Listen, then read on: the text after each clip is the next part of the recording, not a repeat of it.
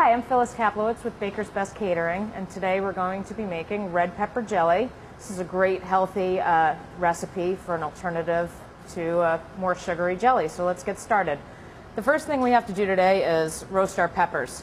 So what I typically like to do is I take my raw pepper after it's nice and cleaned and I put it over an open flame, and I'm just going to char all the sides of the pepper to make sure they get nice and caramelized.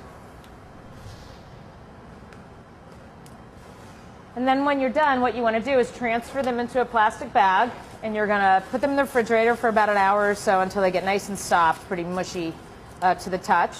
You're going to take them out of the bag. What the bag does is it helps the skin loosen up from the peppers. So now I have my chilled off pepper here.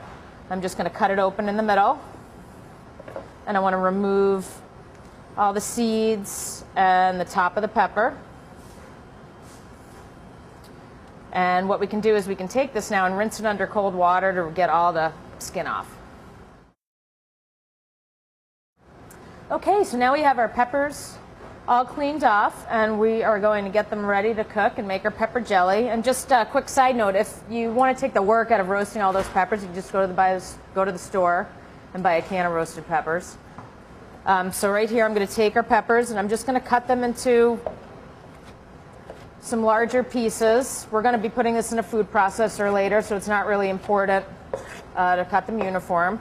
I'm going to put them in our pan, and I also have some other ingredients that are going in, some nice Granny Smith apples. And the great part about making jelly with apples is they're full of pectin, so instead of using all that sugar, they'll naturally sweeten your recipe and give it that nice jelly thickness. We also have some agar flakes, which is a vegetable seaweed and a natural thickener, and that's going to give you that jelly texture. Some red wine vinegar, because this is a sweet and sour pepper relish. A little hot pepper flakes to give it that kick. And then I have some agave syrup, which is a natural sweetener. The syrup comes from a cactus, and it's very healthy for you. If I can get the bottle open. We're going to put about a half a cup in there. And then we're going to add just enough water to cover the apples and the peppers. We're going to get this on the stove. And what you want to do is bring this to a boil. And then once it comes up to a boil, you're going to simmer it for about an hour until the water reduces and it becomes very thick. Okay, so now we have our pepper jelly. It has reduced to a jelly-like substance and become very caramelized. You can tell that the apples have dissolved into the peppers. I'm just going to put it into my food processor here. And depending on how you like it is how much you pretty much want to puree it. I like my sauces to be kind of chunky, so I get some of those meaty bites in it. So you're just going to pulse your food processor until you get the consistency you want of the pepper jelly.